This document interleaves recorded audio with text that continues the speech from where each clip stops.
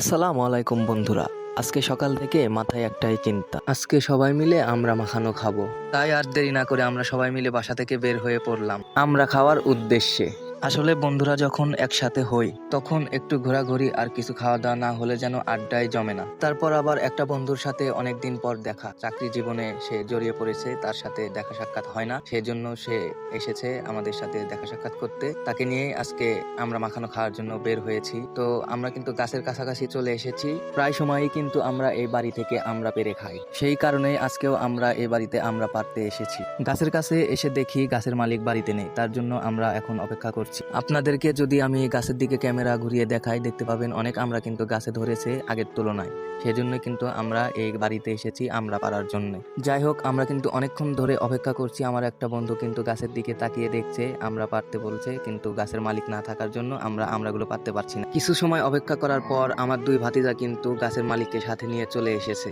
গাছের মালিকের থেকে অনুমতি চাইলাম, অনুমতি পাওয়ার পর আমাদের মধ্যে থেকে একজনকে গাছে উঠিয়ে দিলাম। তারপর সে কিন্তু আর দেরি না করে আমরা পাড়া শুরু করে দিল।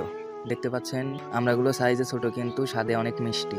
গাছ থেকে একজন আমরা পেরে দিচ্ছে আর নিচ থেকে একজন আমরা কুড়িয়ে এক জায়গায় জমা করছে। অন্যদিকে সবাই কিন্তু গল্প এবং আড্ডায় মেতে উঠেছে। সবাই মিলে হাসি ঠাট্টা এবং গল্প করতে করতে কিন্তু আমাদের আমরা পাড়া প্রায় শেষের দিকে। তো বন্ধুরা, ইতিমধ্যে কিন্তু আমাদের আমরা পাড়া প্রায় শেষ। এখন আমরা আমাদের পরিমাণ মতো আমরাগুলো মেপে নিব। তারপর সব আমরা এক জায়গায় করে আমরা অন্য একটা জায়গার উদ্দেশ্যে রওনা দিলাম, যেখানে আমরা সব সময় আড্ডা দেই। আমাদের মধ্যে কয়েকজন বন্ধু আবার লবণ মরিচ এবং বিভিন্ন ধরনের মশলা নিয়ে হাজির হয়েছে। সবকিছু যখন এক জায়গায় হয়ে গেল তখন শুরু হয়ে গেল আমরা কাটার পালা। আমরা কাটতে কাটতেই শুরু হয়ে গেল আবার জমজমাট আড্ডা। কেউ গল্প করছে, কেউ আড্ডা দিচ্ছে। এইভাবে জমে উঠেছে বন্ধুত্বের আড্ডা। এইভাবে হাসি ঠাট্টা আর গল্প করতে করতে কখন যে আমরা কাটা শেষ হয়ে গেল আমরা নিজেরাও কিছুই বুঝতে পারলাম না। তারপর চলে আসলো সেই কাঙ্ক্ষিত সময়। লবণ মরিচ মশলা সবকিছু দিয়ে যখন আমরাগুলো মাখানো শুরু করলাম, তখন দেখতে যেমন সুন্দর লাগছিল, খেতেও তেমন মজা হবে মনে হচ্ছিল।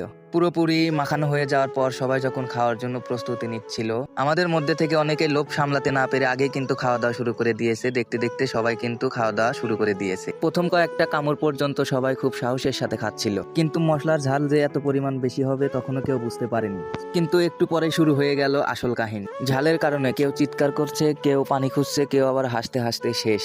এত পরিমাণ ঝাল হয়েছিল তাও কিন্তু কেউ হাল ছাড়েনি, সবকিছু কিন্তু চেটে পুটে শেষ পর্যন্ত খেয়ে ফেলেছে। শেষ পর্যন্ত ক্ষেতের পানি খেয়ে ঝাল কমানোর চেষ্টা করতে হলো। এই ছিল আজকের ভিডিও। যদি ভালো লেগে থাকে তাহলে অবশ্যই একটা লাইক দিয়ে আমাদের পাশে থাকবেন। ধন্যবাদ সবাইকে।